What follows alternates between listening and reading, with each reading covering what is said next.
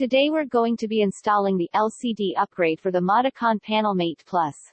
First start with taking the top of the monitor, back, sides, and then take the front off and the CRT. I already disassembled the board inside the Modicon. Unplug the power cable, white cable, and everything else you can unplug and take it out. Now, let's install the LCD kit. It's ML121QTPMC2S. Put back the CRT originally was and use the same nuts and bolts. Start off with the power cable MAP 833 plug into the brown cable.